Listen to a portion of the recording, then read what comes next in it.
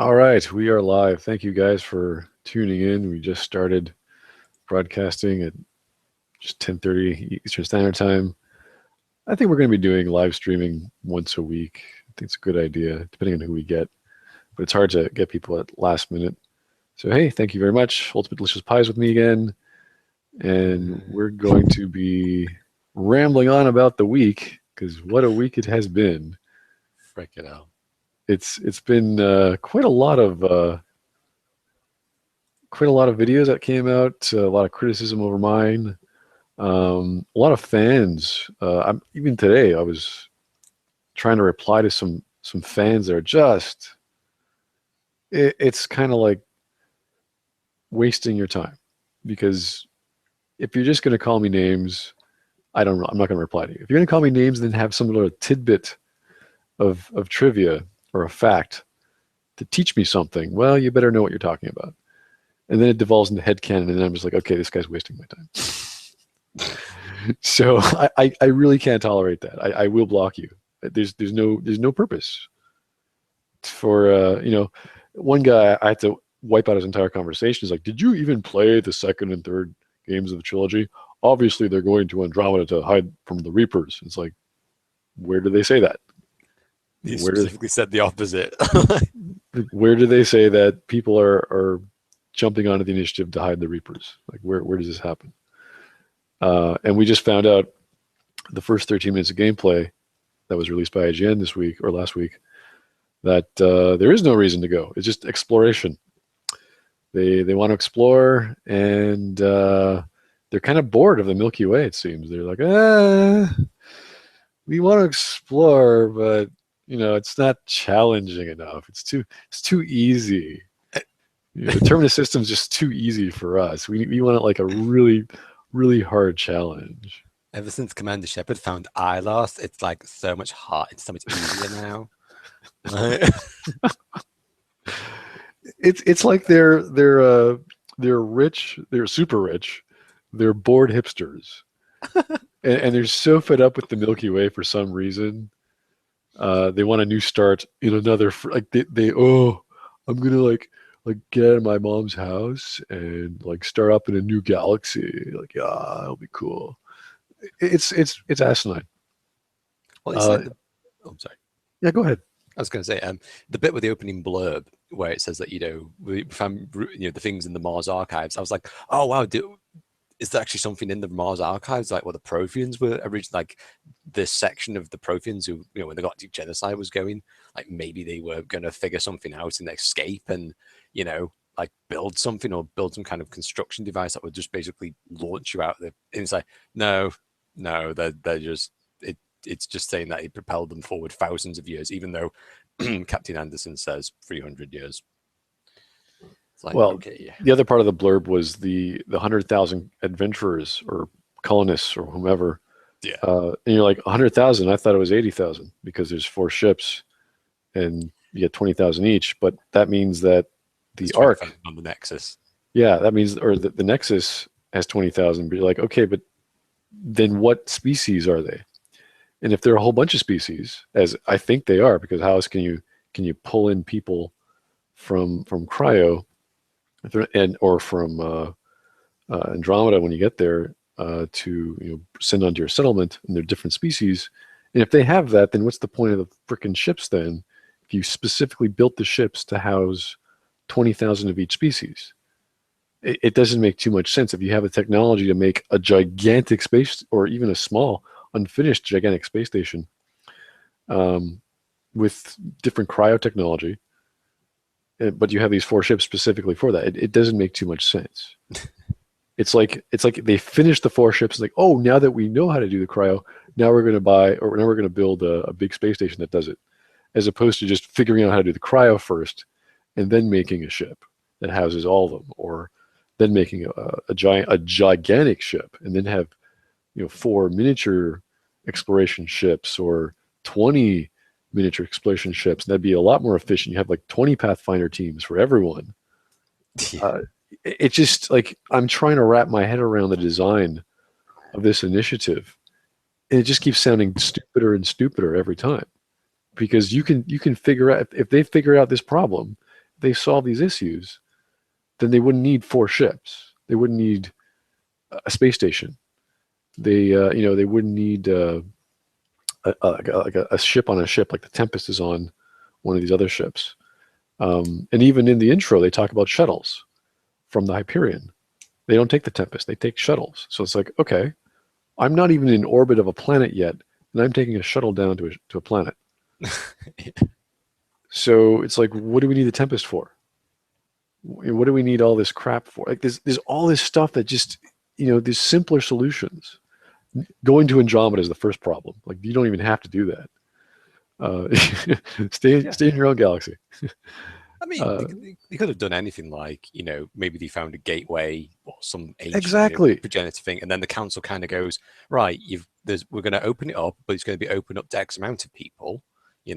Okay, you're part of that initiative, but there's other initiatives going on at the same time, and that would explain a lot more, why the Krogan are there and all these other kind of. Right, and it could be one of those relays that as soon as you go through it, it screws up, it blows up, it like goes dormant, Gate. Something like that. And then this could happen during the events of the third game, and then halfway through, excuse me, halfway through the events of the new game, the impact of what you did in the third game comes and hits you. Or maybe it doesn't. It doesn't have to. But all of a sudden everyone's green. All of a sudden your relay gets blown away or whatever. Anything to allow continuity to continue could have been accomplished. Without or they could have just been chosen a canon ending, or that we don't have to deal with the complexity of synthesis, whatever the hell synthesis is. Like, it's kind of stupid if you're discovering new alien life and they're intelligent and then they have like a machine intelligence and all this other stuff, and then everyone turns into this cyborg green shit. That would really mess things up. It would turn things on its head. That'd be kind of funny. Like, you're discovering new technologies, you're building this, you're setting up a colonist, and all of a sudden, boom, everyone can breathe nitrogen. Everyone can communicate with plant life. Everyone, like, it would be crazy. Well, the thing about synthesis as well is that weapons, you've got gates, which are still, mass gates. Still got mass relays, which are still dormant. Would they be hit by this thing? Because if they're not active, then there's no power to them. So you're going to have entire systems cut off from the effects of whatever's actually happening, right? So you're going to have entire things of like not affected by synthesis. I don't know. No one really knows what synthesis implies exactly. So, geez, I don't even want to start thinking about that crap anymore. Although it's just el retardado, but yeah, I think they just dug themselves into such a large hole that they're just like, yeah, let's go to Andromeda, Well, that's pretty much it. It's let's go to another gal. Well, they could have done. We talked about this before, like a year ago, where they said, what can they do? Well, they can reboot the system by telling a precursor story like the First Contact War. They could just start again from scratch, which people would still be happy with. Still Mass Effect. They can do a brand new IP, very similar, just different, different settings. They can do it in the future. They can actually choose a canon ending. Or make one up, just kind of go, the endings from the original one are not canon, and we're making up our own one that actually makes, thing called sense. They could do lots of things. I mean, there's lots of ways around this problem, and then making it a totally illogical leap to another galaxy. But yeah, the rest of the video, I'm still going through it for my next post. There's no talk about the AI implant in your brain that is illegal and potentially dangerous. The whole I see as you do, but it's like, so this thing's now embedded into my nervous system. So what happens if I get hit by an EMP? Am I just going to go like frazzled? What's going to happen to me? It's like, yeah, we're not going to test that dangerous, never before tested AI in your brain. Yeah, just get to work. Yeah, you'll be fine. It's like, thanks, Doc. How is that? Plus, as well, like the very first person to actually wake up on the human arc is a freaking Asari, and you just like, okay. Well, the other thing is that you wake up in this weird chamber where all the other pods are in, but you notice that your sister, her pod is in the bay where you get sent to. So I was like, did they like drag this thing in there? And why did they do that? And I thought the problems arose when the power went out, and then there's power shortage, and something blew up in her pod. They have to induce a coma. So you're like, okay, was that Yeah, before or after the power? I don't know. I honestly thought they were going to do the atypical in medias res, whereby you wake up and it's actually your father having to choose between one of son or daughter, and kind of going, wake up, something's gone wrong, I need you down that way. Then of course you say there's a problem with either the son or daughter's thing, and he kind of goes, right, I'm going to drag that to medbay to get it sorted, and then you go down to the bridge and see what's happening, or something like that, or even you dragging it to medbay. Doesn't really matter. You know what I mean? Yeah, something where you're in danger right off the start, and you have to then do something about that. Whereas in this case, it's like, oh, I need the riders to come in. So he was expecting both his daughter and his brother, and his son, to come to start doing investigations already, which is strange because you were, or the supposedly were selected, or the 20,000 best of the best humans, and it just so happens to be his kids to be explorers. It doesn't sound too much. It doesn't make too much sense. I'm sure there's much more experienced soldiers and scientists and excavators, merchants, whatever, that would be way better at dealing with alien life or discovering a new frontier than your kids. Yeah, it's a similar problem. Like other science fiction shows have done this before, like Stargate fell into this trap in particular of, okay, it's like, what would you rather have? Either all these special forces soldiers from like Delta Force, Navy SEALs, Green Berets, SAS, SBS, and whatnot. No, we're going to get some young recruit who's 21 years old and just fresh out of Harvard. And you're just like, no, you don't do that. Well, I think I remember watching it a long time ago. Uh, this was Stargate 1, I believe, right? Where they get Daniel Jackson, who's like the guru of all things ancient Egypt, and he figured out the aliens were coming. You get the guy, the first contact guy, the general. Yeah. You get the super duper genius specialist scientist, and I can't remember, it was a Teal'c. Yeah, Teal'c. He was the actual guy from that culture that they brought in, and they're his friends. So he's a combat specialist as well. So they have like, that's like very specific. It's called the heist movie scenario, where you have very specific roles fit in by specialists to do the job. Hmm. So in this case, it's like, yeah, you're just a kid that might have some military training, and that's it. Your dad's the real expert. So, and that would have been a perfect. We talked about this before. We would have been a perfect setup for opening up a new relay, because he was the original guy who opened up the first relay for humanity from Mars. It's like, hey, that would have been total making sense, as opposed to, well, I'm just an N7 scientist dude, so I'll come on this mission. Why not? Because I'm bored of the Milky Way apparently, and I need a fresh start. I'm not making the bucks. I want to make my own current. I'm so egotistical. I want to make my own economic system in Andromeda, as opposed to making credits, because that's so 2100. Yeah, it's all very, I like, yeah, the entire premise as to why we're going was just like, especially um like a lot of people are still trying to do this whole like justification. I just think, I don't even think BioWare's caring at this point, so why should we? you know but I'm more concerned about what's actually going to be happening when we actually get there, and the whole undermining of the entire point of the Pathfinder. Like you feel more like a community, how they've presented it anyway. You feel more like a community support officer than you do a full frontier on the expedition on literally the final frontier. Well, what I didn't like about, I'm going to talk about this obviously when I make my video, but I didn't like the fact that the ship is adrift.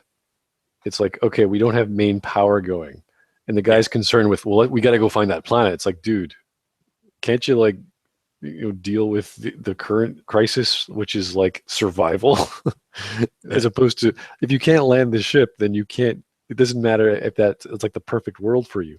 How are you going to get there? You only have like a few shuttles or whatever. So the whole intro, I was like, okay, it's not bad, but if you actually start thinking about it, it's like, why is this dude so hyped up about that planet? It's like no one. You have like 20,000 people life hanging in the balance here. When the power goes out, the power will not go out. You go to FTL, you got power. I mean, and if you can't fix the FTL drive, then everyone's going to die. Well, I just love how they bump into that space hedge. And Well, the funny thing about that, if you see the previous scene where they get hit and then it veers off to the left, yeah, so I'm thinking, okay, they're cleared of that problem. But then they slam into it again, or they're surrounded by it again, and I'm like, how big is this goddamn thing? I is it mean, growing? it's gigantic. Like, how could you miss this freaking? Like, look out a Even goddamn window. It's like, what's this giant obstruction between us and the stars? I can't seem to look outside very well. Can we come well, to a full stop and check it out? we can see that planet there, but we can't see this big orange glowy thing of doom. Okay. Who put? I think the captain's been having a few drinks at the terminal. It's kind of that they have to explain, or it's just going to be another. Oops! Here's a crisis. We didn't see that coming. Well, Oops. it's like another science fiction. I know this is a very common sci-fi trope where you get pulled out of FTL. Like something like that would be a lot more preferable. Like they're in FTL, then suddenly they get dragged out from it, and then this is actually explained in the codex where it's very catastrophic when your mass effect field gets disrupted, right? If I remember that one rightly. I'm trying to remember. Yeah, if you're normal FTL, you get pulled out of it, because basically you're going from like super light to normal density in like a matter of fractions of a second. So something like that, you're being pulled out from your FTL would give reason and cause for alarm, why everyone's kind of puckered up and why everything's like exploding. But instead, this one, it looks like they come out of the. In actual fact, the very first shot when they come out of the FTL, they're actually looking at the Helios cluster from hundreds of light years away. So did they drop out and then go back into FTL again? Well, it's kind of the problem they were talking. He even said it in the 13-minute thing where, our long range scan said this was a garden world or a golden world. It's like, yeah, from 2.5 million years away. Yeah, like light years away. Like I think maybe the information might be a little old. Yeah, a meteorite hit it. Oh, screw. It's like, yeah, this light is coming. Like you'd have to be there already to get proper information. It just boggles the mind why they thought this was a great idea, technically at least. Like if you're gonna go there, okay, technically, how do you do it? We invent a new drive system that's been untested, and we're going to test it for 600 years. It's like, oh, that might break. Maybe. Well, that could be something interesting. Well, like they test it and then it goes wild on them, and then it just like launches them straight away unprepared. Oh, that would have been great. Yeah, I know it's a bit like Lost in Space type, but at least that's something. Yeah, they went like 4,000 times faster than they thought they would go. Yeah, someone at ludicrous speed and like, put the handbrake on. They had no idea. Oh yeah, we'll be there in like 600 years. Like 6 hours go by. Like whoa. And how Daddy Rider gets killed. He basically goes splat on the windscreen when they come to a stop.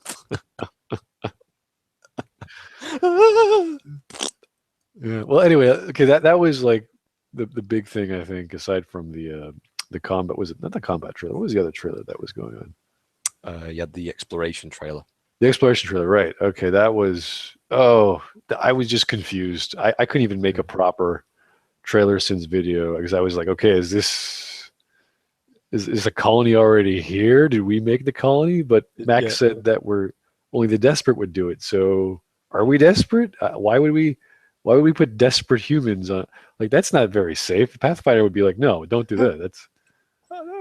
It's like, hey, you need to wake people up to do this. It's like, well, there's already people awake, so who's sending these people down to this freaking planet then? Isn't that my job?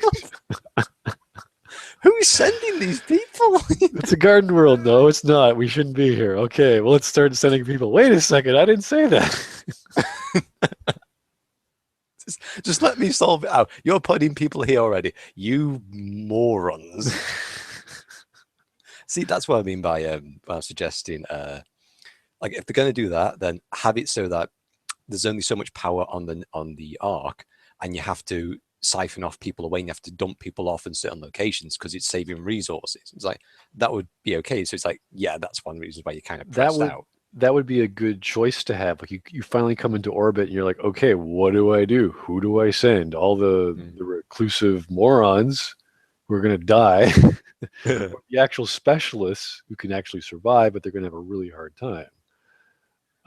That might be it. That might be interesting. Like to make a dramatic gameplay choice, which would overshadow the stupidity of the scenario, and make it a challenge to the player. That would be a good way of lampshading the entire faulty storytelling aspect. I think that would work.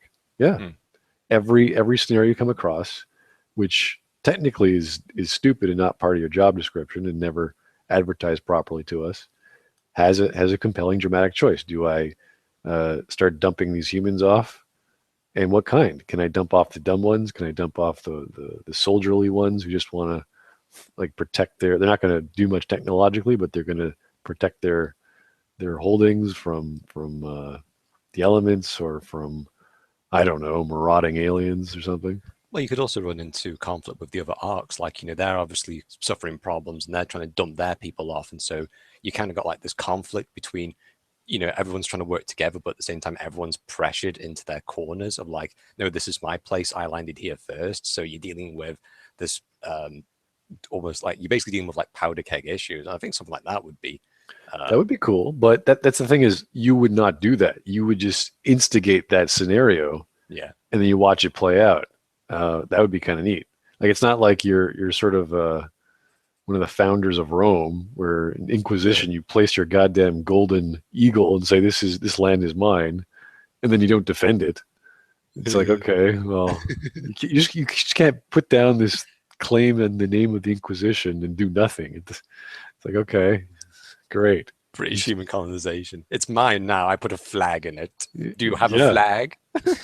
No, it's mine. Oh. Yeah. So yeah, I was having an argument with some guy, I think I still am, about the Nomad versus shuttles. And he's like, it's a game, man. I mean, it's a huge game. I mean, it won't be perfect, but like, yeah, there's the gameplay argument, which says that this should be fun. I'm not saying it's not going to be fun. If you want to get the game to have fun, fine. I mean, that's pretty much the point of games. So I'm not going to argue that. But I always come at this from does this story move me emotionally? Does it make me think? Does it have a compelling, profound philosophy that's going to challenge how I perceive it? No way in hell. There's no way this game's going to do that. There's absolutely no profound message of exploration, or the human spirit to go out and discover the universe. It's not going to make me want to pursue science more. No, it's going to be very pretty. It's going to have lots of explosions. And it's going to have nudity. That's all it's going to be. So, the comments, he's like, well, it doesn't really matter to me. And I'm like, oh my God, this guy's a biodrone. He doesn't care what mistakes the narrative makes. He doesn't care what the gameplay mistakes there are. So I'm already wasting my time. And I just, I'm just like, okay, I can only put up with so much with these kind of people. So it's pretty tough to argue with these folks. And I come to the conclusion that my channel is just going to be just a bunch of people who understand what's in front of their face and going, that doesn't make too much sense. I don't know about that. It's almost like skeptics, isn't it? Like the skeptic community for gaming. Yeah, I don't know. I would put it closer to the fanboys who plus. Actually. No, don't even go there. I would put it closer to the fans who want a storytelling experience, and they know how to get it. And they keep looking at all the marketing, they keep looking at the content, and they're just not getting that experience. So last week, we saw Torment Tides and Numenera come out. I just passed it last night. I have very mixed feelings on that game. It was, it's a lore narrative heavy game. There's all kinds of reading. I played as a glaive, so I wanted to see if I could actually effectively go through that game as a fighter, and that had problems. Like, I don't know if you know anything about the game, but if you choose a fighter, you can attack twice in combat. It's a turn-based combat system. And I couldn't do that. I was like, wait a second, I'm a glaive. Why can't I do that? Did I not choose the right skill? Because they advertised it as that was the thing that glaives can do. So I must have screwed that up or something. And the game is like the most fantastical futuristic setting ever. Like, this is just off the wall crazy, technological, bizarre. It is, trying to describe it is like, think of it like there's been 8 other instances of humanity that have risen and fallen or ascended or disappeared, and this is the 9th one. And they took the premise, I would say, or pieces of the premise of Planescape Torment, and try to revitalize that, try to make something new out of that. And I think with the setting they succeeded, but everywhere else they failed miserably. It was like, why is this called Torment? Can anyone actually? I'm going to go to the chat here. Does anyone know why it's called Torment? Who's in Torment? Is anyone in that game in Torment? It's obviously not the main character, because he can regenerate like freaking Wolverine from falling out of the sky from the moon. He gets back up like it's, well, he can go splat, but you could actually ride the wind. Like, this is really cool. The first 10 minutes of the game, or first 2 minutes, you could end the game by turning yourself into a torpedo and just smashing into the ground. It's really funny. But yeah, I'm in Torment during combat. Very fun. Yeah, the combat's really bad. It's just silly. I don't know. It's so, like, if you screw up your title, there's a problem with your premise. There's a problem with your game. So anyway, I'm going to talk about it much later, probably a week from now, until my brain can process what I went through, because it's very strange and it's very weird. Another thing that came out was the Regalia of Men and Monarchs beta. So I don't know if people are even aware of that Kickstarter. The game's coming out in April, supposedly, hopefully. But we've been waiting for the beta for a while. I played the alpha when it came out. This is a tactical Japanese RPG. And it's almost fully voice acted. It has very beautiful colored characters, and it's a comedy. So you'll have references to Monty Python's, like, help, help, I'm being repressed, all these things. It's just a funny, great, cute, turn-based tactical RPG. And it's fun. It's entertaining. Like, I was having more fun playing Regalia than I was playing Torment, just because it's simple. It gets straight to the point. It gets straight to the joke. And there's all this micromanagement. You build a town. You upgrade your town. You have social links like in Persona. You can unlock different items from that and different skills from that. Obviously, it was a beta, so it had bugs, and they listed the bugs, and you help bug test. That's why you have betas. So yeah, I had more fun playing that than I did with Torment. Torment was kind of like reading a book and then throwing it across the room, and then trying to remember what page you were on, and all the characters. Like, there's so much context. You have to you have to take a break every hour. It's like, as opposed to playing the original Planescape Torment, where you can just keep going on, and it's so good, and you just keep soaking it up. This one's like, okay, I have this device which is like a leech, but I can transfer health to my other unit, and when I heal myself, he gets healed, but if I get hurt, he gets hurt. It's very strange. It's so lore heavy, and it's so bizarre. Like, you're literally living, one of the levels is a giant creature you're in. It's a city. And it eats certain emotions from certain people. And when it eats a certain person, then it creates a portal to another part of itself you can go to. It's so strange. It's cool. Like, the setting is awesome, but it's just like, whenever in doubt, the design, throw on a tentacle. If it's a doorway, put a tentacle on it. If you're a big alien bad guy, put a tentacle on it. So it's all these Cthulhu designed things, objects for the sake of it. So that got a little old very quickly. So yeah, technology to the point of being magic times 10. Like it's just crazy. And you get that there's objects you put on yourself that they give you a bonus, but they also give you a weakness. So I didn't like that. So you can never really min max. It kind of defeats the purpose of being an RPG. You could select stats, but that's with a level up. That's normal. That's good. But you can never get a solid bonus. Yeah, why are we talking about Torment again? I want to talk about that. Let's talk about other things. Another game that came out, no one knows about this for sure. It's called Herald. This was a Kickstarter project as well. It's a adventure story.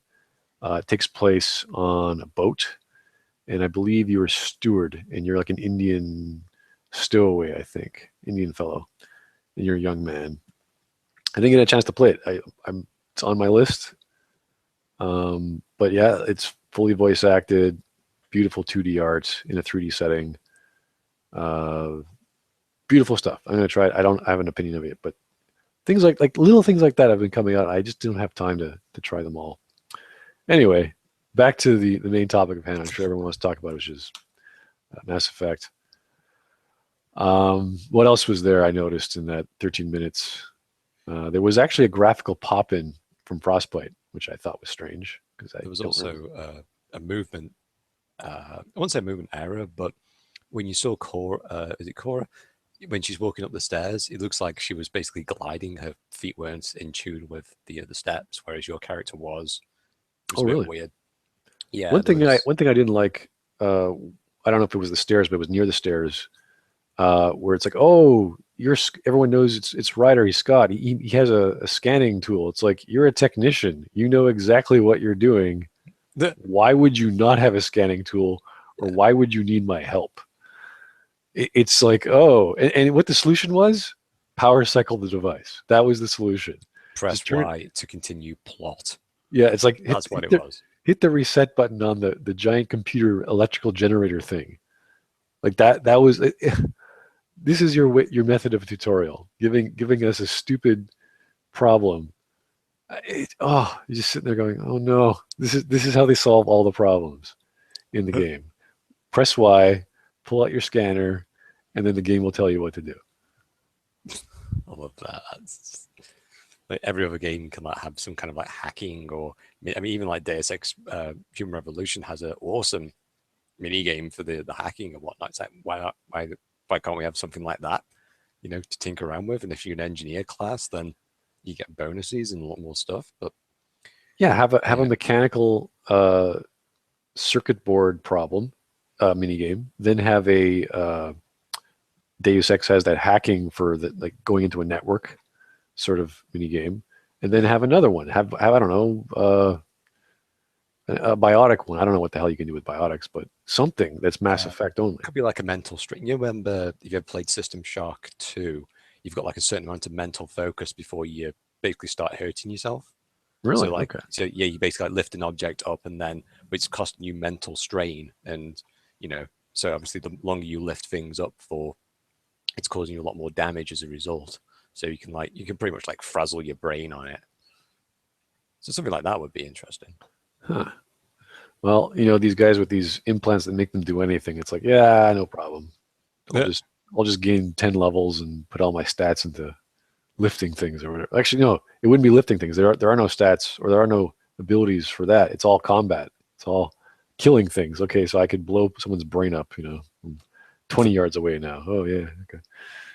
Can't talk better, can't communicate better. It would be great if you could have a skill in alien communication, understand languages better or cultures better. Yeah, that could actually be kind of references like Mass Effect 1, but imagine you walk up towards a Remnant. That could actually be an interesting I just thought of this, where to save your human race, there should be ways to sort of save the arcs and whatnot. But one of the ways you could sort of have it is you basically fuse in with the Remnant technology. So you basically become you know, to understand it and unlock all the secrets, you basically have to like implant it into your mind. Oh boy, I don't know. I don't know. It's like, I know it's a very Prothean Beacon-esque, but like that kind of you slowly turning into something else to try and save a large group of people. I'd be fine with that. I would have liked to see that, or alien species in the Milky Way galaxy, because there's all kinds of unexplored places to go. I'm sure, just as alien. And why wouldn't they be? I mean, it's what's so special about Andromeda that, you know, another part of unknown space. It's just further away. What do you do? Who knows? We don't know. I just love it, the fact that they even know that they messed up with even the whole AIs coming and wiping you out, organics, because if there's no Reapers in the Andromeda galaxy, then there's no one to facilitate technological development. So why isn't this place just filled with synthetics hell bent on destroying organics? So it's like even the entire thing of Andromeda just butt fucks the entire.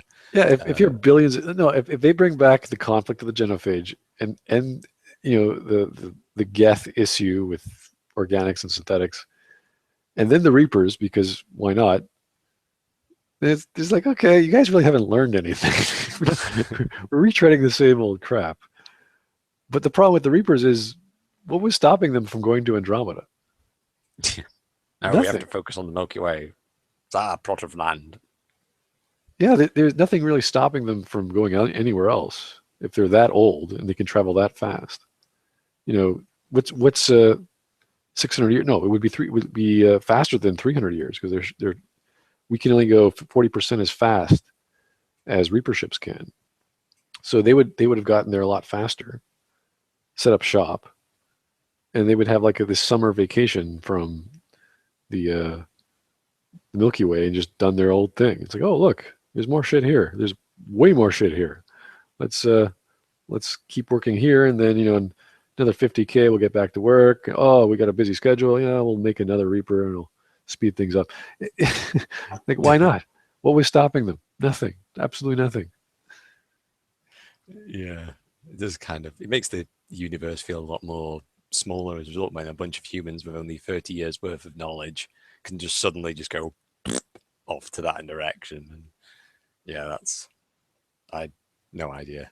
There's many ways. Well, I don't know if they're viable ways. There's many ways to tell a story of why you have to go somewhere very, very far away, and it's a one-way trip. The method of getting there only works one way. That's one method, but you still have to tell us why. Why are you going there? Well, it can't just be, oh, it might be, we don't know what's there, so we want to go there. That's not a good reason. If you don't know where's there, you have to then compare that to other things and show the choice and explain the choice to the audience, saying, you know, Andromeda is the best choice because the signal we got from our scans showed that there's all kinds of there's so many opportunities, and there's some new element or some new material we've never seen before, and they have it, and we got to go check it out, and we'll do anything to go there. They didn't really do that. They didn't really explain anything as to what's there that is so important, aside from the unknown. And that's not a good enough reason, because we have all kinds of unknowns in life. We have all sorts of options in life. This is very similar to a scenario where, let's say, a hero's journey scenario in a story. He gets to the end of his journey. It's a medieval fantasy story, whatever. And he has the option of becoming king. And becoming king, you know, he marries the queen. He's going to have all this power, all this money. Everyone's going to love him. Or he can, you know, go back to being an adventurer or a vagabond and, you know, continue on his life. Now, there's really no negative side to becoming king. But if he just becomes a normal adventurer, then nothing's really changed. So there has to be a proper explanation why the hero would continue being an adventurer. And it could be like, okay, well, he can't love the woman he wants if he becomes king, so he has to become an adventurer. Or He can't be with his friends anymore, or he's always been a humble guy. That's his philosophy in life. He overthrew the previous kingdom because they were too sinful with their ways, so he didn't want to become like them. Obviously, it would go against his philosophy. It would be things like that. You'd have to explain the choice as, even though it's not as good, it's not as positive. That's the character he is. In Andromeda, that scenario is flipped, or the reason for going there is flipped. There is no good reason to go to Andromeda. If it's all about exploration and having a new life, you could have done that in the Milky Way. There's all kinds of options, safer options, faster options, more attainable options, quicker options in the Milky Way than Andromeda. And so they have this mountain to climb on the premise itself. And I talked about that in one of my videos. I'm quite sure I did, called "Failing at the Premise," where it's like I go through a few scenarios of why go there, what's there, why shouldn't you do that.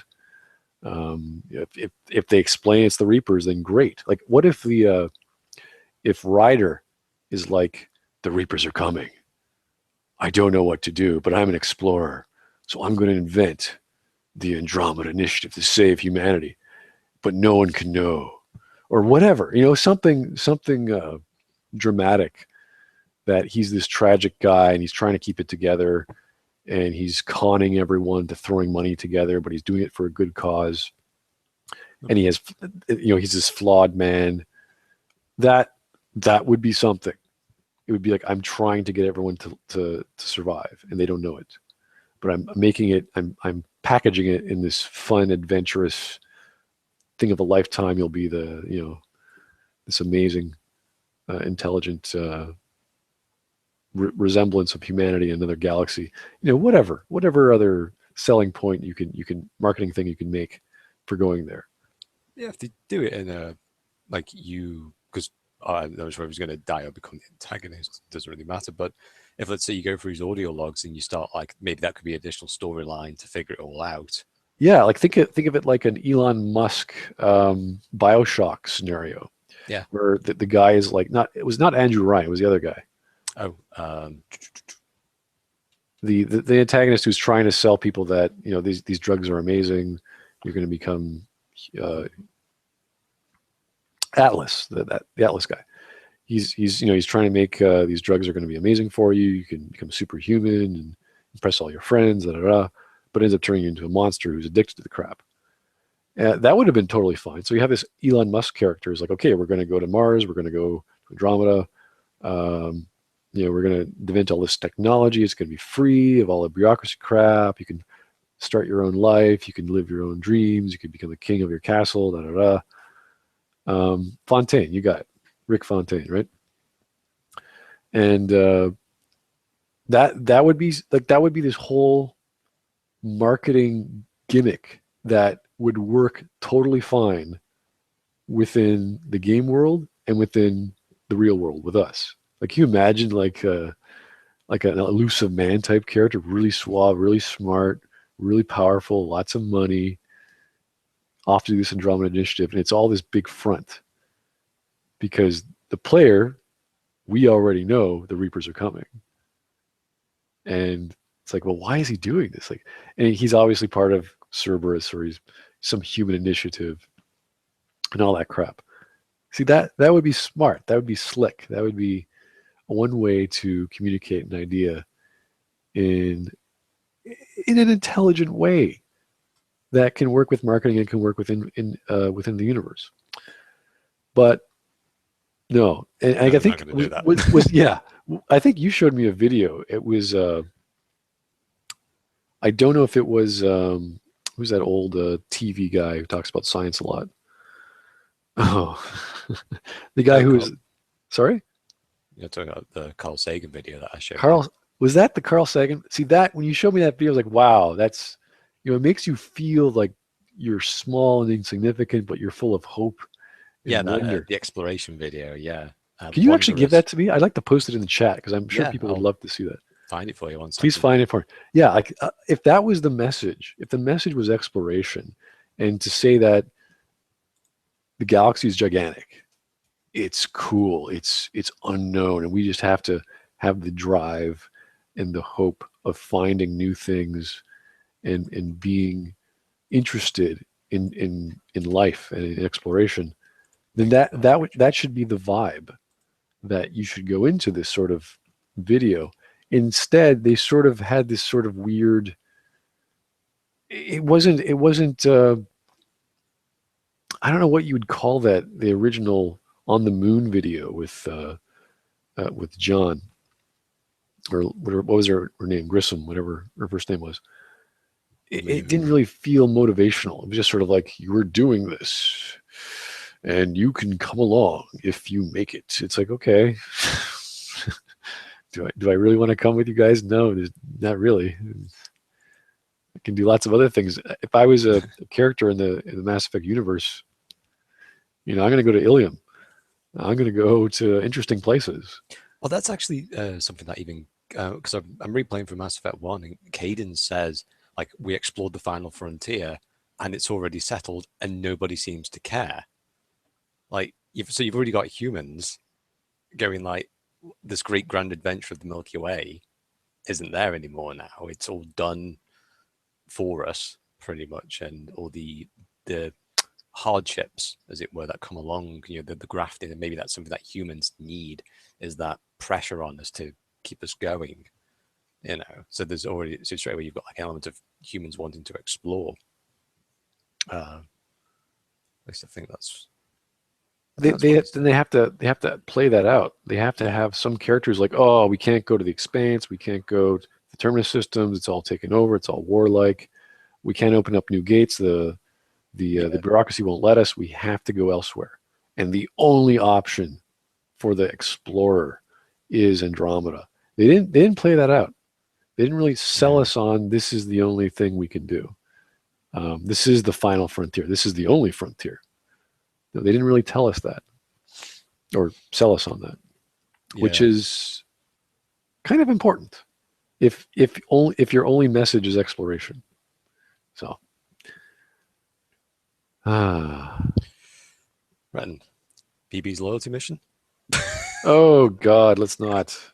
Do we have to talk about that? Well, we could just brief it over in like a minute, because you can just sum it all up like that. But the lovely thing that I just like, the whole thing that I just do not understand when they talk about, it's like, so we can't land there. Okay, so we can't land there, but do you people, does the Tempest have a hover mode? Yes. Do you know what rope is? Yes. Do you have a winch? Yes. Well, done. We don't need anything else, Just imagine if this was Jacob, if this was Jacob's loyalty mission, and he launched you and another squad mate out of an escape pod. How would you feel? How would you? You would blow his head off. You'd be like, Jacob, turn around. Bam. Let's go home. I just love it. Like, to me, I think I said this in your video, where it should be in a way like, okay, shuttlecraft on the Tempest, you can rebuild one, and that should be an option, and you can then convince PB to do it right. Or if not, especially if you've been treating her badly, she's going to be a lot more impulsive as a result. And obviously then there's different ways, like she can go off and do it by herself, and then you can chase her, or you can jump inside and then be alongside her, or you can do it in the shuttlecraft and then get her to do it, and then you do it right, and that changes the mission parameters, Like, giving her a shuttle would shut her the hell up. She'd have something to do. If she ever wanted to take off on her own, she could do it, and we could be like, okay, baby, we're leaving. You want to come in? Oh, I'm still busy. Okay, well, we'll see you another week or so. It's like, bye. Yeah, I just think something like that, like just that simple gameplay to story connection would do a lot better for, but they don't seem to be.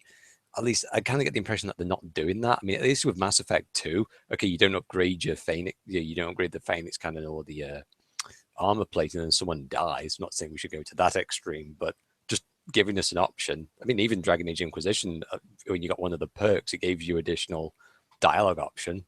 Completely useless, but at least it was something. Yeah.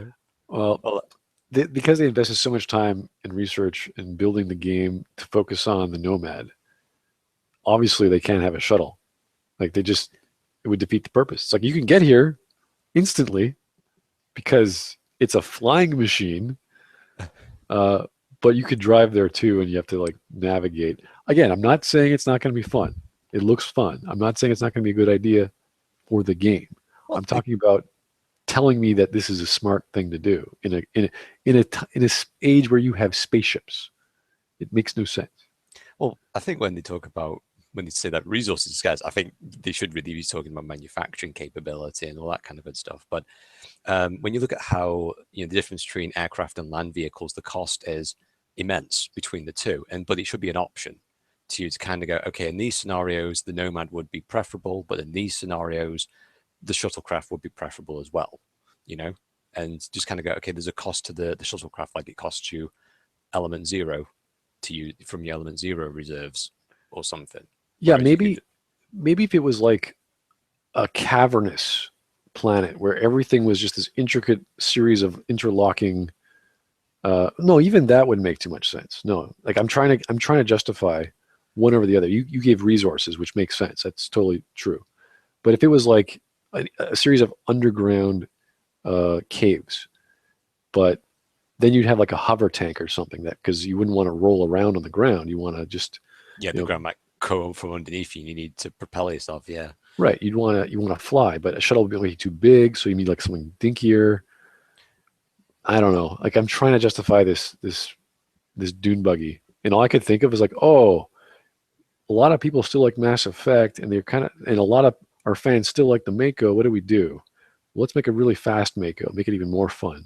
Okay, that's not a bad idea, but you don't design your entire exploration system on a go-kart when you have spaceships. And the story has shuttlecraft. There's all kinds of. It shows in the intro all these different kinds of shuttlecraft zooming into the arc. You're like, okay, cool. Can we borrow one? One? Did we destroy them all? Do they have their own power source? Yes, they do. Then why are we? And that's what ends up happening. The Hyperion gets shot or gets messed up, like electrical wise. It could even be like, just from like a military perspective, like say aircraft, let's say their heat signature, because shuttlecraft don't really have stealth systems on them, or like for whatever reason, let's say the AAA systems on the Remnant can shoot down your shuttlecraft, so you'd have to approach in on ground. And so, like I said, that's what I mean by it's just, I guess what I'm just saying is that just give us options. Don't just focus on the Nomad. Just give us, because any military leader will tell you that if you just focus on aircraft or vehicles, then you're limiting your capacity to do things effectively. You need things to be working together. It's all about, understanding the equipment that you have and using it to its best ability. I would have liked to have seen an argument. So we can't use this Tempest, which is actually twice as small as the SR2. I think it's pretty dinky. Why can't you use a shuttlecraft and then attach the Nomad to the bottom of the shuttlecraft and then just drop it off, and you don't have to worry about all this. The pilot worrying about I can't find a drop spot. It's okay.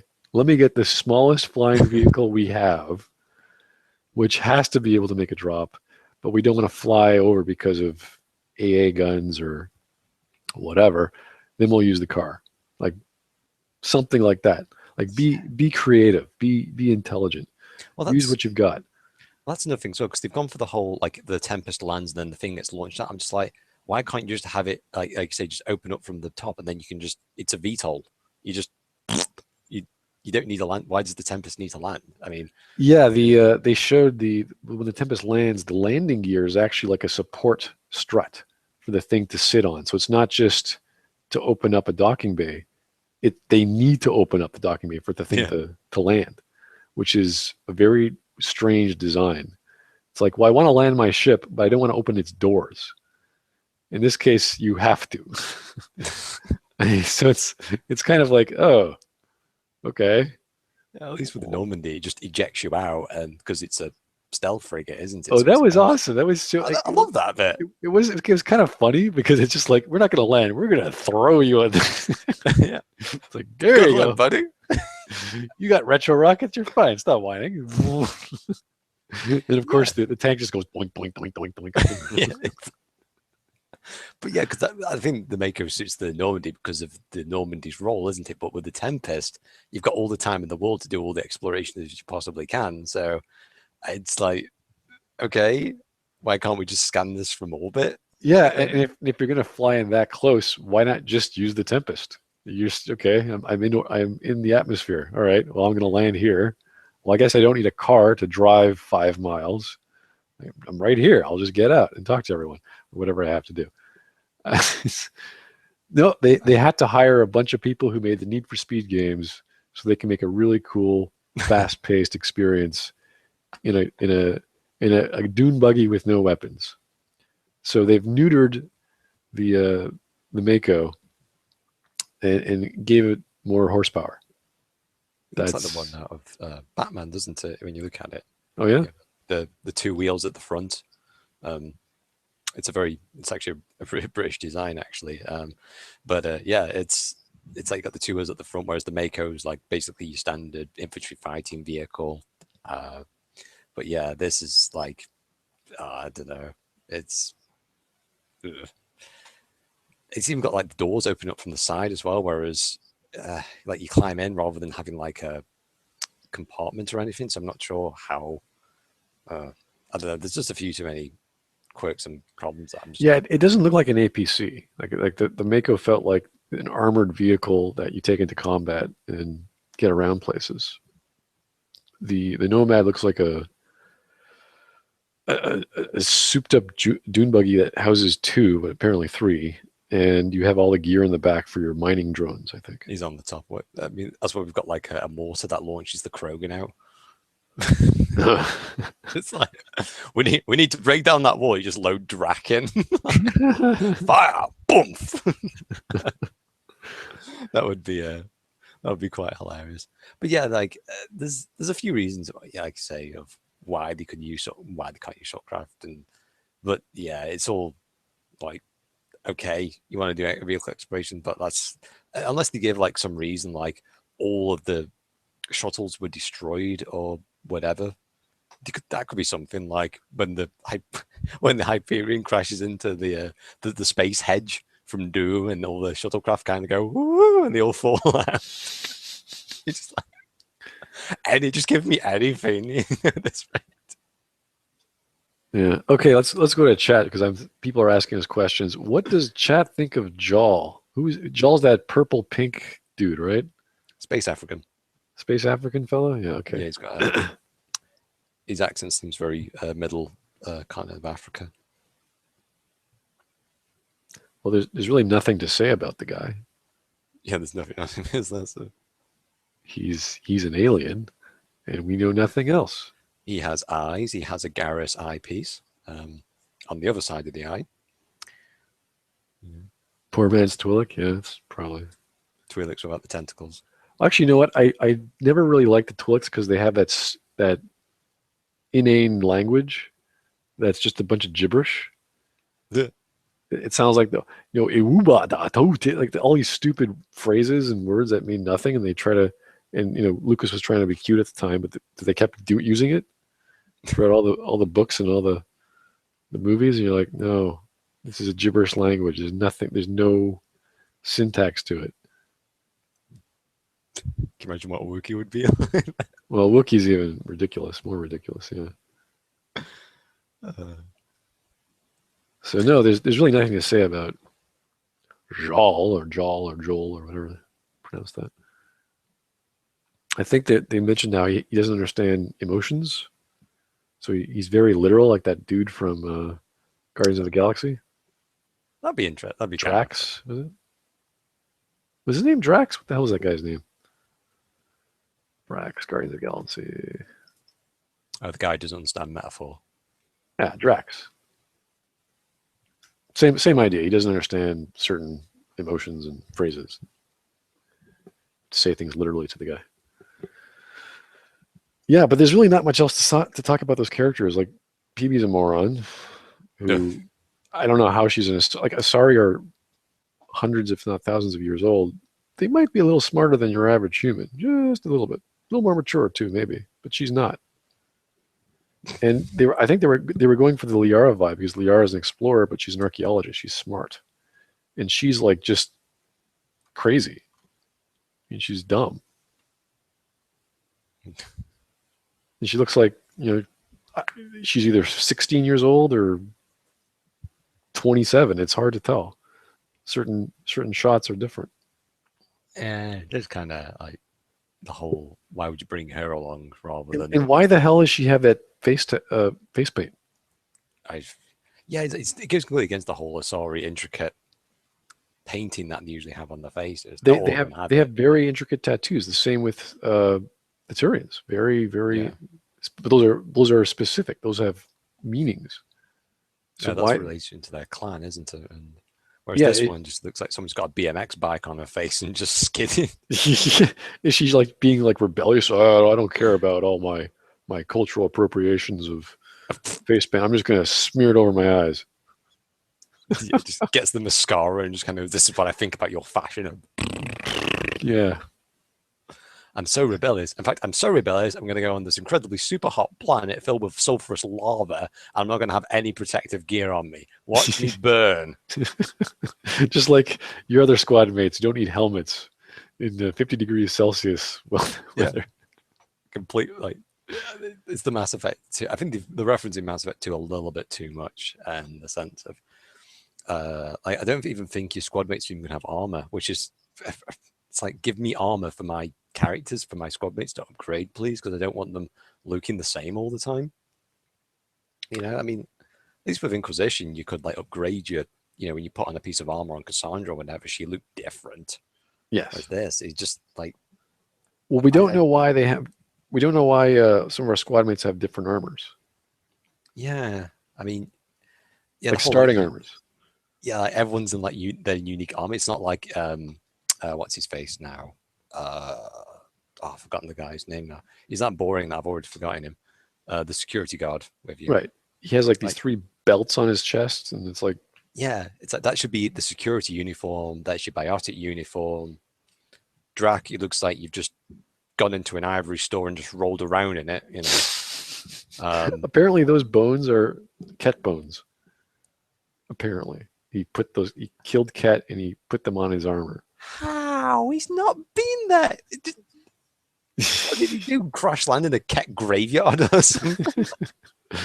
I like the bones of my enemies. I shall make armor out of it. It's like, okay, have fun. Medieval man or Neanderthal man, go for it. Oh yeah, it's like, yeah, that's going to be really good in a suit seal whereby you want all these bits. Like, good job there. Yeah, he's a Krogan. He grows on you. Yeah. Or he'll eat you. Yeah, one of those. Yeah, he's just going to eat you. Good luck. I mean, that would be interesting. Like, if let's say you fight certain monsters and you fight with Drac along with you, and then he actually dons like a piece of, you know, like a memorabilia piece. You know, so you fight that big swirly metal. It's in one of the trailers where it looks like that thing from one of the latest Superman movies. Yeah, it's pretty much another worm. Another sandworm, but it's a techno sandworm. It's a Remnant techno sandworm. It's like, because you got to have the worms. I mean, it's Mass Effect, right? You got to every planet's going to have a worm on it. Because it's like, who were these remnants? What did they look like? And because this is one of the reasons why I compared it to like Crisis in 2007, where you look at the aliens and they looked alien, and their ship design was alien because it suited their needs. So it's like, so when you go into the Remnant, it's like, oh, it's lucky that all these guys were completely bipedal. Large. It has that generic black hexagonal green energy veined things that just extend. Like all these structures just keep extending and retracting, spacing out of like dimensions, and just like, where's all this stuff coming from? Like, what is it? Why can't we use that? Like, that's so awesome, and we can just regrow it. Why don't we use that? Why don't we just make ships out of that? Why don't we start why are we going all these places? We found new technology. Let's start researching it. That'd be an interesting way of, like, when you're hacking the Remnant tech, like you're actually the one making the chest high walls and things, rather than the Remnant kind of going, right, guys, we need to play by the rules. Well, if you can make holographic chest high walls, imagine an upgrade where an alien upgrade, you can choose to go that path. You can choose to go with an alien technique and go, okay, this is self-regenerating walls. it would be a combat technique. You can do it to make platforms because apparently this is a platform jumping game. That's incredibly linear. It's like there's no point Which in the jetpack. and why the hell did they build like you kind of have to think if they build these platforms and were they incomplete that there's these giant gaps between them that you have to jump, or did they actually have like really really big ass long legs? Did they have like a hover boat or a hover thing where they could sort of hover down and we'd catch them and they would if they could fly they wouldn't need any platforms. So Well, to me, what would be really interesting, and this is like a proper, almost very Mass Effect like of like the actual Remnant caves are like that's a Remnant. It's like this big gigantic Titan, and the observers and all the other things. That's like their version of its white blood cells, and so when you activate it, you're actually activating this huge mechanical monstrosity that's basically been embedded within this planet for so long. That's how ancient it is. That a planet's actually formed around it. whoa, that's crazy. That's like what? But something like that I think would be like that's very Mass Effecty. Like this big gigantic, and you're actually like going inside it, and you're going like you're not just going around some regular hoist, you're actually going around its its arteries and veins, and you're activating different pieces, and it's basically it's a sleeping Titan, and that's what you're activating. Interesting. Interesting. No, there's all kinds of great ideas here. We can just brainstorm and go crazy with it. I don't think they're going to do that though. No. They've already done that in Dragon Age Inquisition with the Descent DLC. Really? Yeah. Basically, long story short, you're actually you go inside it's something like some ancient dwarven thing, but you realize that you're actually inside a Titan. Now, the Titan's that big that you're actually inside it. But if they do something like that again with this for the Remnant to make them more unique, I'd be fine with that for the Remnant. Well, right now we have nothing about the Remnant aside from they have all this information, all this weird tech, and vaults that have stuff in it. And you're like, okay. They can even though they use weapons which don't require any kind of ammunition, they will resupply you. I thought it was going to be like the not the vaults, but the sort of bonus dungeons in Assassin's Creed, where it's like, okay, you don't have to do this, but it's really fun. You test how good you are at jumping and running and whatever, and you unlock special things. That's all how I'm seeing it right now. If it's part of the main plot, who the hell knows?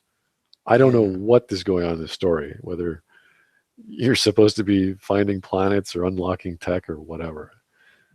Aside from driving your pimped out car, I mean, what are you doing in this game? I don't know. Well, the thing about Bioware is that they are the masters of contrivance and convenience, and with the convenience factor, like just from a strictly mechanical perspective, like they don't seem to understand that. Okay, you've got these 3 different types of weapons. Then give us the option to kind of go, okay, you're going to go into a remnant zone and whatnot. Then it would be preferable to equip a remnant weapon because it's just a natural thing, and obviously Milky Way. But you can bring one of these weapons if you so desire. You're just not going to get a resupply, or you can use the Tempest to give you a drop pod resupply, but you've only got a limited amount of them. There you go. As opposed to having these ancient alien depots that just happen to correlate to or happen to be compatible with your physiology and all the guns you just invented. Yeah. It's like, here we have this rock, and someone's going to be smart out of the key and be like, oh, but you see, it's just a block of sand, isn't it? It's like, then why do we have ammunition? But anyway, it's like,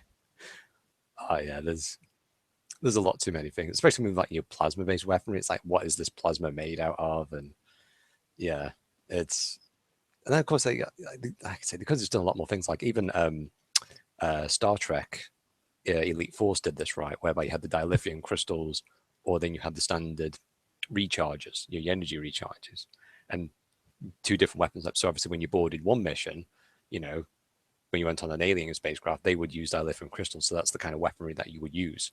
You'd still bring along your phase rifles and your other photon torpedo launchers and what have you, but you will run out of those very quickly, and you'll be forced to use your dilithium crystals. Yeah, and that also gives up a gameplay setup in sense of you can't just rely on your mass driver weapons or your plasma-based weapons or your remnant weapons, you have to have a, it's like in any RPG, like when I played Final Fantasy X ages ago, and then suddenly I was in this bit where, because I didn't upgrade my Guardian forces at all, and the game went, yep, now you're going to have to use these things. I just went, oh, fudge. Yeah, I was screwed. I had to replay the entire game because of that. Oh boy.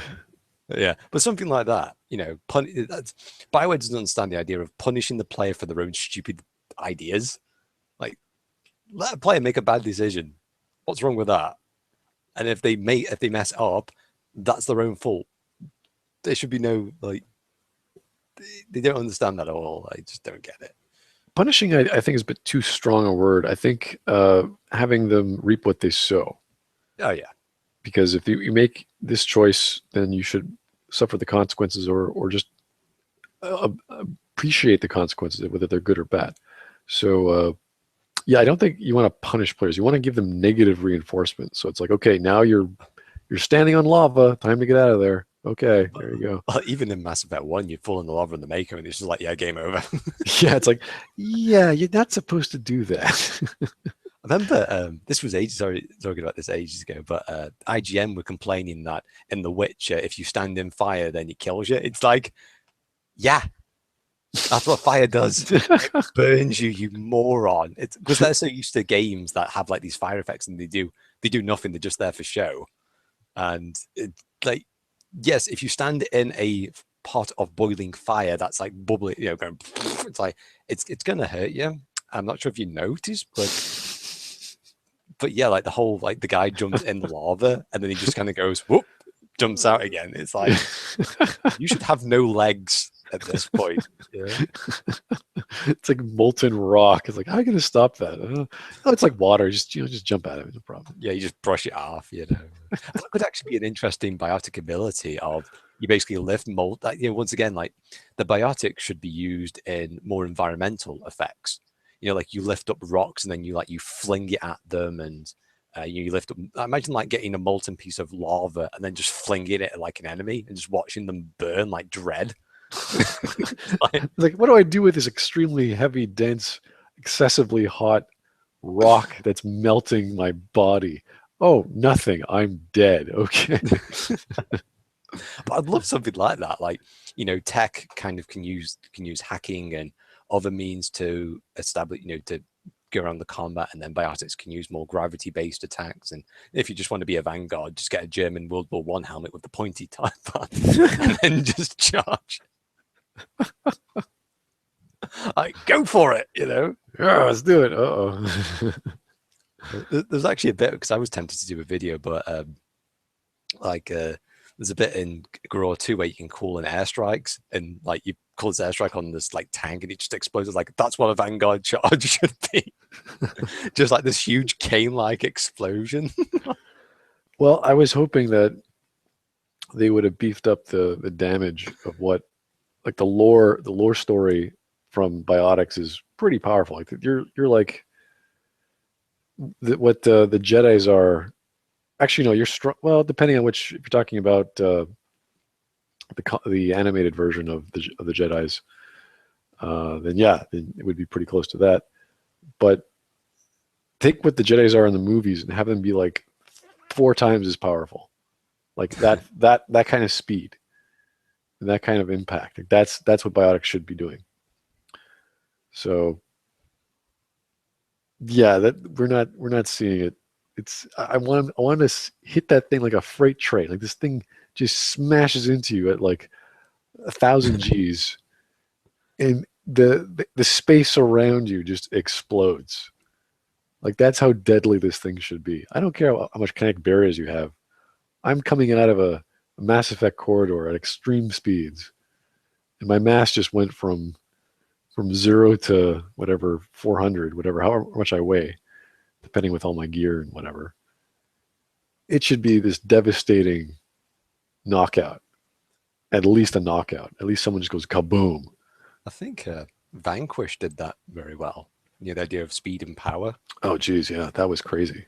I know it was a very short game, but Platinum games have always been about that utterly crazy Devil May Cry-esque levels of just lunacy. But that's kind of when you talk about, oh, I've got this jetpack one. It's like, can I have jetpacks like attached to my feet and then just like skirt on the floor going, ah?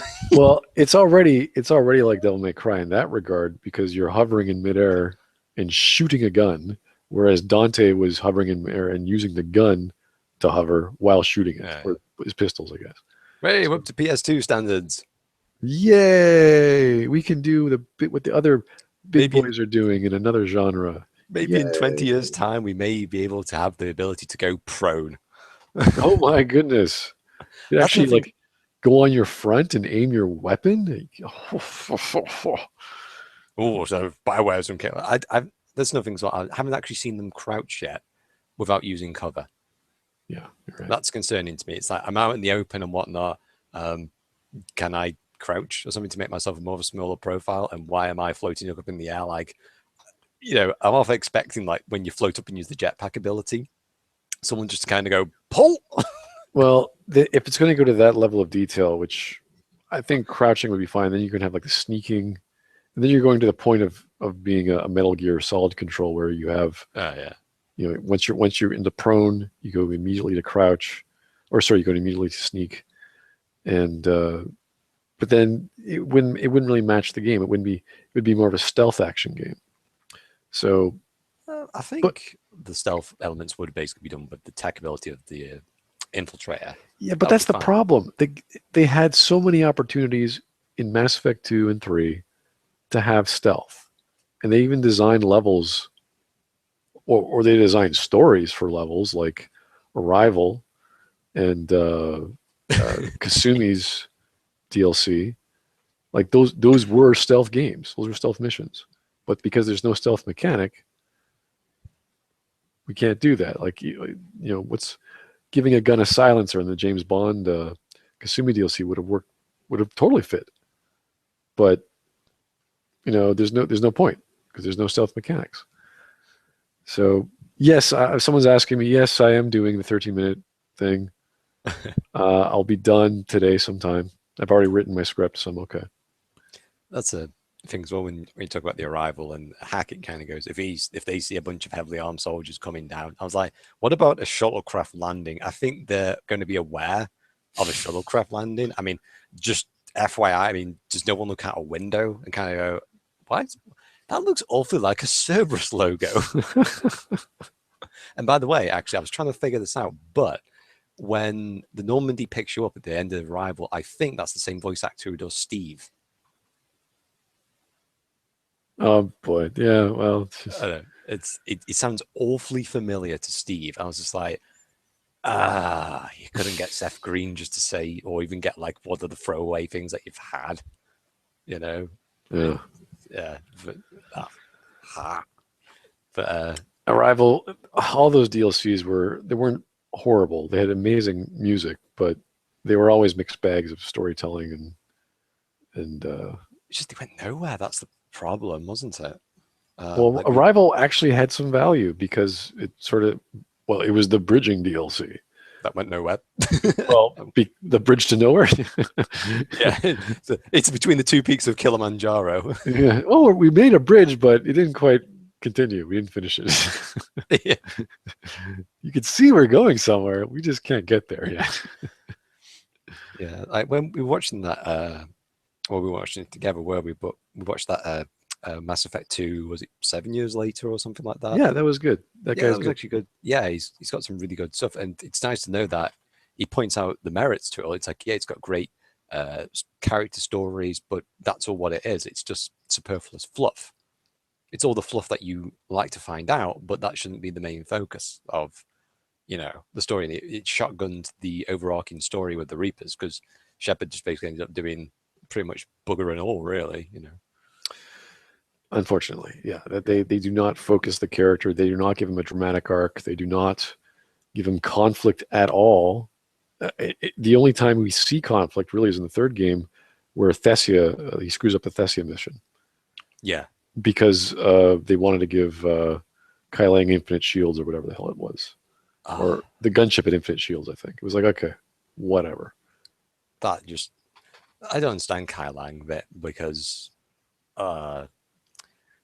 there's a bit where, if you have Thane with him, then he's firing, and it's just like, Thane, you're a sniper. Or actually, there's another thing as well. When Kalang jumps on your car during the mission, I was just like, Liara, put the brake on, and then just watch him fly out down the citadel and just splat on something. It's like, yeah, I think I don't think kinetic barriers can solve that problem. I want to see him hold on to his katana while the car goes into a stop. How much forces can I exert on this car right now? Oh, by the way, I'm biotic. Flick. I know, that's what, there was no, even the bit with like Thane's like shooting him, it's like, this weapon goes really super duper fast. I don't think you can outrun a bullet, Oh yeah, they're doing that stupid gun kata crap. It's like, I have a gun, you have a sword. All I do is squeeze my finger, and And then Shepard's just like, don't worry, Fane's got this. I know he's just come out of the hospital and he's pretty much a paraplegic at this point, but let's just like, no, help him, you fools. It's like 4-on-1. Yeah, don't worry. It's like 5-on-1. The other guy's there. Well, he's not going to do anything, but still, they have to have an action scene. They have to give Thane some value aside from being a walking corpse. I know, it's yeah, that's just that. But that's what I mean by it. It's Mass Effect 3 was it was shotgun from the start. I mean, they could have made it work, but I don't think the heads were properly screwed on for that. Thank goodness they at least made the two story missions work. Like, those worked, and that's why I did not do a full analysis, because it's like, okay, it has its flaws, but you can at least play this game and the meat of it is there and you can understand it and it works. It was just the beginning and the ending that really threw me off. And yeah, it was just so ridiculous. Like there's things in there that I could definitely criticize. And yeah, I'll make some points and you'll say, okay, yeah, this Geth mission's a little flawed here and there, but that's not really a big deal. Like, that's, whereas evaluating Mass Effect, the first game, I will say is generally good. There's all kinds of flaws in there. People know the flaws. There's gameplay flaws. There's story flaws. But you can take it as a whole and appreciate it that way and critique it that way. Whereas if you try and go through Mass Effect 3, you'll be bloody confused at the start. Things will begin to make sense as you go through. And then they'll drop down, they'll come up again, and then they'll, it gets even dramatic a bit with the Thessia mission. And, then it'll just degrade itself into schlock and then stupid nonsense, lore-destroying nonsense. So those big, it's like, the elephants in the room. You have to see that. But the good stuff is like, yeah, it's good. It's okay. Have you seen the Leviathan? No, a long time ago, I must have seen one playthrough, but not all of it. And I saw just enough to go, yeah, this is a horrible idea.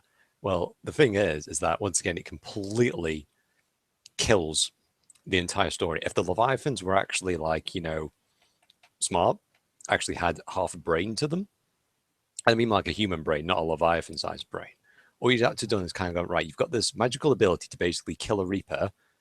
Okay, when the first cycle's over, go to the Citadel, have those little orbs, and when Sovereign comes along, you go, blah, and then you turn him off, and then suddenly the galactic genocide won't happen again. And you're just like, oh, that's all we have to do. Yeah, we just have to rub our balls together, and then, and then it just turns off Reapers, and that's what we do need to do.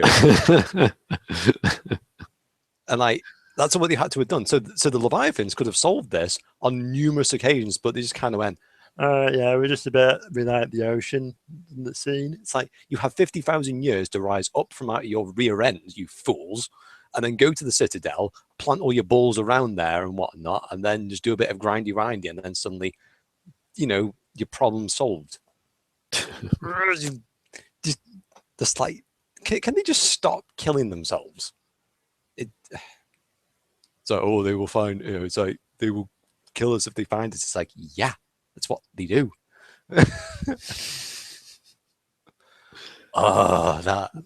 That one bit by itself was just, it was El Retardo is what it was. That's the only way I can sum it all up in a neat little bundle. Well, apparently, I had a friend who actually did play it, and there was some detective stuff you had to do at the start, which it sounds cool. I mean, it's always nice to have some sort of guesswork and how to get to a point B and point C. So I heard that was good. But yeah, as soon as I saw the conversation, I was like, oh God, why did they go this route? And if they went that route, why did they do it in that way? And yeah, it was like, I'm an egotistical schmuck, and I'm going to be that way forever. It's like, okay, fine. Speaking of which, they have. I was telling this to you, wasn't aware. They've changed the dialogue wheel for Andromeda, and they've gone for the more Dragon Age 2 Yeah, personality line. something well, emotional, logical, professional, and casual. Yeah. You can basically choose, but at least that's something, like you can actually have a personality that may be reflected in the dialogue choices. Like, that's a good idea. I like that. But I kind of wish that when you were talking to, that's another thing as well, when you're going for the medical and they have that PowerPoint presentation of something that you already know about. It's like, where did they get these pictures from? Yeah. It's like, and why can't they utilize the medical bit for your tutorial? Like when she's going, look over here and left and right. That'd be interesting. Like you have to pan the camera. It's nice interactive. Oh yeah, use the right mouse stick. It's like, yep. Yeah. As opposed to, hey, let's lose gravity. Yeah, and then you use the camera around, and which does nothing. Just to look around, and then, oh, what happened to your sister's container? I guess we shouldn't have opened it up and brought it over here. Why don't we just open it up where you were before? I don't know. We started dragging into the med bay. Sure, okay. Yeah, there could have been, like I said, there could have been many things of like you being woken up first, but I don't know. Like maybe it was a fault and the computer was going a little bit wonky, or that could have been something else. Like maybe it was just a fault. They could have said, yeah, sorry, the system's kind of screwing up a little bit after being asleep for 600 years, and you were kind of accidentally woken up. Yeah. Oh right, okay. It happens. You catch the wrong bus at times. You catch the 34A instead of the 34. Well, yeah, the storytelling, again, I'll go over it in another video. It's pretty weak. It's, they cover their bases to a point, but they don't cover all the bases. They think they have it all covered, and then you sit there going, oh boy, this is not. When you have such a big narrative behind you, when you have all this lore and you have all these things to fall back on, you have to keep that in mind when you write. You cannot just say, okay, we're going to go to Andromeda. Okay, we're going to do this. This character is going to act this way because he's headstrong. It doesn't.